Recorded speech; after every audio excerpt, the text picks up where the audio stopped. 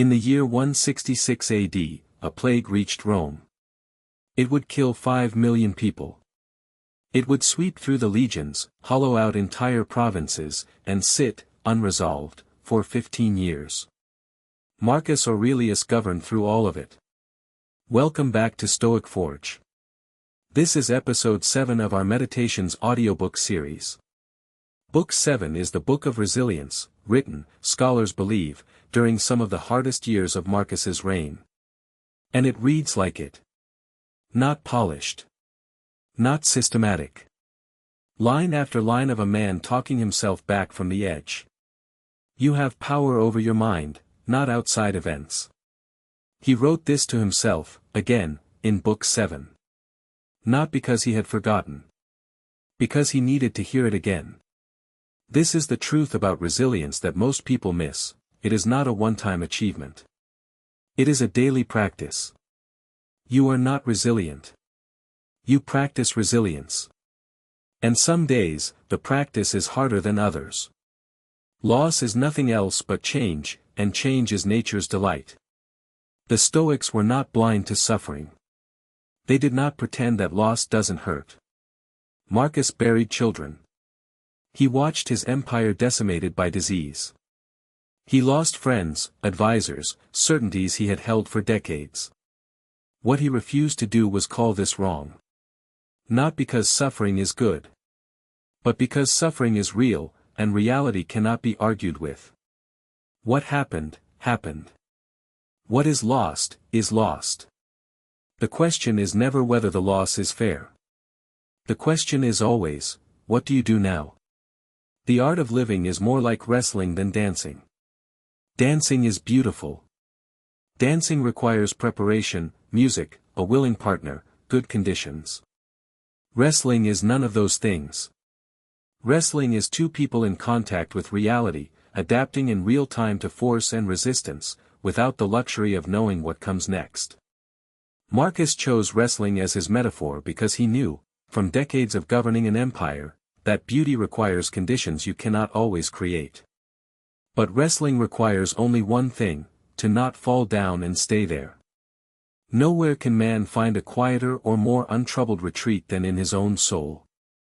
He returns to the inner citadel in Book 7, but now the stakes are clearer. The inner citadel is not a philosophical concept. It is a survival tool. When the plague is raging. When the armies are in retreat. When everything external is chaos, there is one place that remains yours. One place the plague cannot reach. One place no disaster can breach unless you open the gate yourself. The fortress of your own values. Your own judgment. Your own response. Do not indulge in anger or despair at yourself if you do not always succeed in acting from right principles. This line is surprising, coming from a man of such demanding self-discipline. But Marcus understood something that the harshest self-critics miss: contempt for yourself is not a virtue. It is just another form of weakness.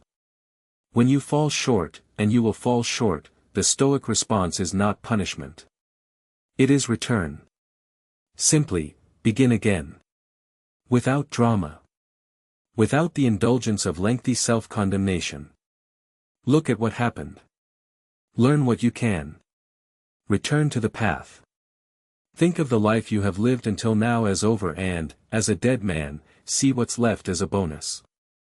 Book 7 is full of reminders of mortality, not morbid, but clarifying. The plague made death impossible to ignore. And Marcus used that unavoidable awareness as a sharpening tool. If this moment were your last, what would matter? Not the grudge you've been nursing. Not the insult you've been rehearsing. Not the ambition you've been delaying. What would matter is whether, in this moment, you are the person you want to be. The happiness of your life depends upon the quality of your thoughts. Not your circumstances. Not whether the plague passes or the armies hold. The quality of your thoughts. Which means that in the worst possible circumstances, surrounded by death, exhausted, uncertain, you still have access to the thing that matters most. Your own mind. Disciplined. Clear. Steady. That is the inner citadel. Not a place you go when things get hard. The place that makes you capable of handling hard things.